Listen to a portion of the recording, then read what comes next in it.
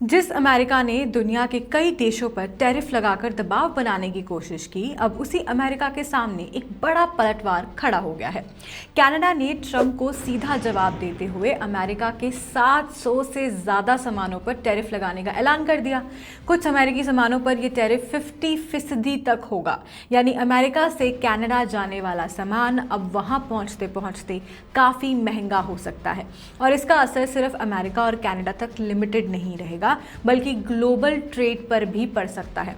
आखिर कनाडा ने ऐसा क्यों किया और इस ट्रेड वॉर का असर किस पर पड़ेगा, आइए समझते हैं पूरी खबर इस वीडियो में। वैसे इससे रिलेटेड एक और वीडियो है, आप हमारे पेज पे जाकर देख सकते हैं।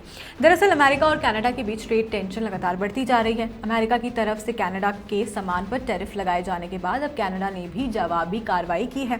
कनाडा ने अमेरिका के 700 से ज़्यादा प्रोडक्ट्स पर 15, 25 और 50% तक का टैरिफ लगाने का फैसला किया है।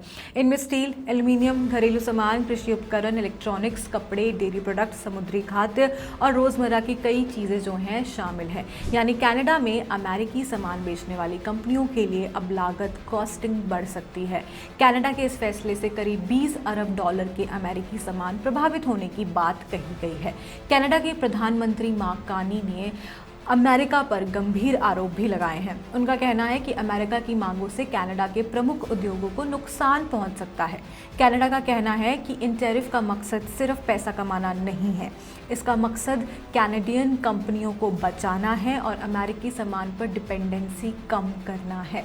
जो बातें यूएस कह रहा था, अब वो बातें कनाडा कह रहा है। अब सवाल है कि आखिर किन सामानों पर असर पड़ेगा। कनाडा के कुछ स्टील और एल्यूमीनियम प्रोडक्ट्स, फर्नीचर और कपड़ों को ज़्यादा टैरिफ के दायरे में रखा गया है। वहीं घरेलू उपकरण, पनीर और दूसरे डेयरी प्रोडक्ट्स, मछली और समुद्री खाद्य जैसी चीज़ों पर भी 25% तक का शुल्क लगाया गया है। लुगदी और कागज़, इलेक्ट्रॉनिक समेत 700 से ज़्यादा प्रोडक्ट्स इस नए टैरिफ में शामिल हैं। कुछ सामानों पर पहले 25% टैरिफ था, जिसे बढ़ाकर 50% तक कर दिया गया है।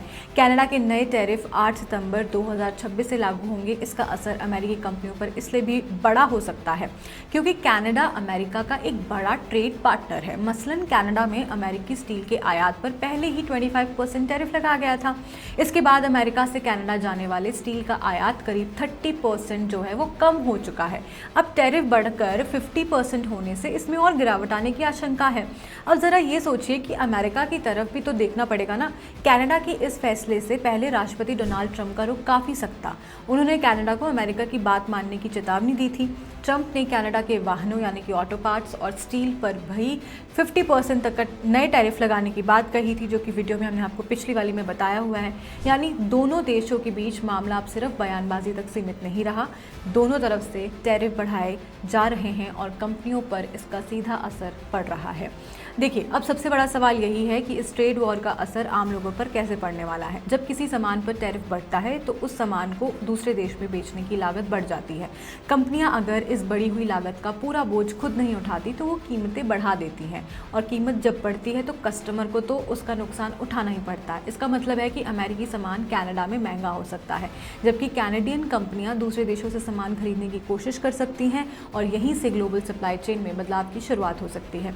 कनाडा ने इस ट्रेड विवाद से प्रभावित कंपनियों और कर्मचारियों के लिए करीब 7.5 अरब कैनेडियन डॉलर यानी लगभग 5.4 अरब अमेरिकी डॉलर का सहायता पैकेज भी घोषित किया है। इसका मकसद उन कारोबार और कर्मचारियों को राहत देना है जिन पर अमेरिका टैरिफ का सीधा असर पड़ सकता है। तो कुल मिलाकर तस्वीर साफ है, अमेरिका और कनाडा के बीच ट्रेड वॉर अब और गंभीर हो गया है। एक तरफ अमेरिका है, एक तरफ कनाडा है, दोनों के सामान पर भारी टैरिफ लगा रहा है और दूसरी तरफ कनाडा ने 700 से ज़्यादा अमेरिकी प्रोडक्ट्स पर जवाबी टैरिफ लगा दिए हैं। अगर दोनों देशों के बीच बातचीत से रास्ता नहीं निकलता, डिप्लोमेसी से रास्ता नहीं निकलता, तो इसका असर सिर्फ इन दो देशों तक सीमित नहीं रहने वाला। ऑटो, स्टील, इलेक्ट्रॉनिक्स और कई दूसरी इंडस्ट्री की ग्लोबल सप्लाई चेन भी प्रभावित हो सकती है। अब देखना ये होगा कि ट्रंप इस जवाबी कार्रवाई के बाद क्या कदम उठाते हैं और क्या अमेरिका कनाडा का ये ट्रेड वॉर आगे और बड़ा रूप लेता है या नहीं लेता।